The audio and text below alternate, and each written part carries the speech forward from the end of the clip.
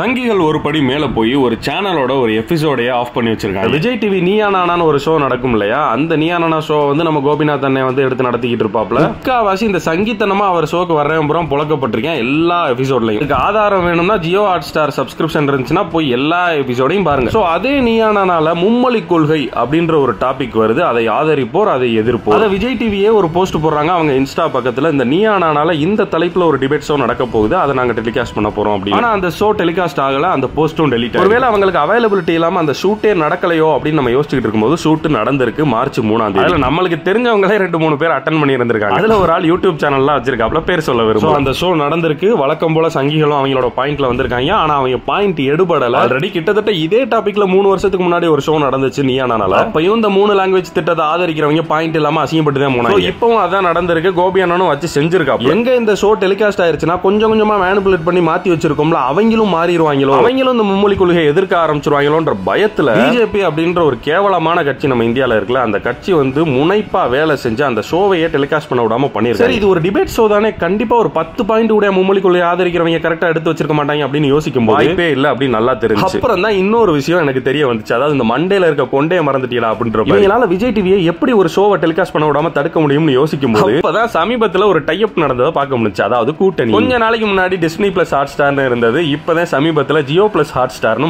அப்பதான் புரிஞ்சு இந்த ஷோ அவங்களால ஈஸியா தடுத்து நிறுத்தி இருக்க முடியும் அப்படின்றது. ஏன்னா அங்க புதுசா சேர்ந்திருக்கிறது யாரு தெரியுமா? ஜியோ. ஜியோ யாருன்னு உங்களுக்கே தெரியும். இப்படியே போயிட்டு இருக்கப்ப வருத்தப்படாத வாலிபர் சங்கத்துல சூரிய அப்பா போயிட்டு ஏப்பா சிவனாண்டி என் மேங்கையில இருந்தே மச்சம் இருக்காக அவன் திருடலப்பா அப்படின்னு சொல்லுவாப்ல. அது மாதிரி பிஜேபி பிரமுகர் அலிசா அப்துல்லா ஒரு வார்த்தையை விட்டு கன்ஃபார்ம் பண்ணிட்டு போயிருச்சு, நாங்க தான் இந்த வேலையை பண்ணோம். மும்மொழி கொள்கை தொடர்பான விவாதம் என்ற பெயரில் திமுக எழுதிய ஸ்கிரிப்ட் தான் நீயா நானா அப்படின்னு ஒரு ஸ்டேட்மெண்டா வச்சிருச்சு. அப்ப ஷோல இவங்க அடி வாங்கினது கன்ஃபார்ம்.